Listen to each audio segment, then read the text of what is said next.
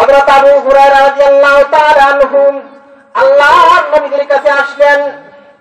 তিনি প্রতিদিন নবীর কাছে আসেন, আবার বাড়িতে যান, মা আঘাত করেন, কষ্ট দেন। একদিন আসিয়া কাঁদতেছেন, চোখের মধ্যে পানি বের যাচ্ছে।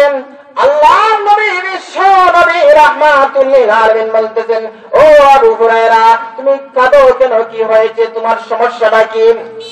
আল্লাহর নবীর সাহাবী হযরত আবু হুরায়রা রাদিয়াল্লাহু তাআলা আনহু বললেন, আমি এই জন্য কাঁদি গো, নবী আমার আম্মু আমাকে আঘাত করেছেন, কষ্ট দিয়েছেন।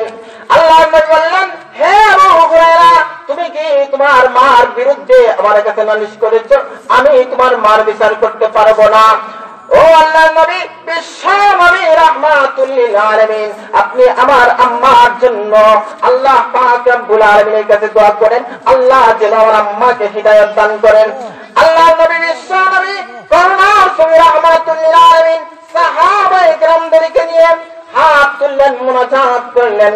আবু হুরায়রা একটা প্রতিযোগিতা শুরু করেছে, দেখি যে নবীজির দোয়া আগে যায় না আমি আগে যাই, কে আগে যায়। আল্লাহর নবী বলতেছেন, আল্লাহুম্মা বিম্মা আবু হুরায়রা, আল্লাহ আবু হুরায়রার মাকে তুমি হেদায়েত দান করে দাও। আল্লাহু আকবার। ওইদিকে আবু হুরায়রা মুনাজাত করে নাই, দৌড় দিয়েছে। দেখি যে বিশ্ব নবীর দোয়া আগে চলে যায় না, আমি আবু হুরায়রা আগে চলে যাই। আল্লাহর নবীর সাহাবী আবু হুরায়রা রাদিয়াল্লাহু তাআলা আনহু যখন বাড়িতে চলে গেলেন, যা দরজার মধ্যে আওয়াজ দিচ্ছেন, করাইতেছেন, তখন ঘর থেকে আওয়াজ আসছে। অন্যদিন মুশরিকের আওয়াজ আসতো, এই আম্মার আওয়াজের মধ্যে অন্যরকম গন্ধ হতো, কিন্তু আজকের আওয়াজের মধ্যে কোন মুশরিকের গন্ধ নাই, বরং খুব ভালো একটা সুগ্রাম করতেছে।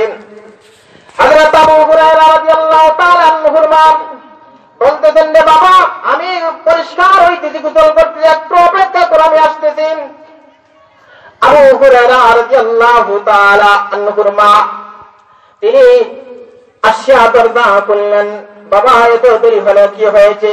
আমি তো পরিষ্কার পরিচ্ছন্ন হয়েছি, তুমি যার কাছে যাও আমিও তার কাছে চলে যাব। আমাকে নিয়ে বিশ্ব নবীর হাজাত মিলে আমাকে মুসলমান বানাও। দেখেন আল্লাহ পাক রব্বুল আলামিন হযরত আবু হুরায়রা রাদিয়াল্লাহু তাআলা আনহুর মাকে হিদায়াত দান করেছেন।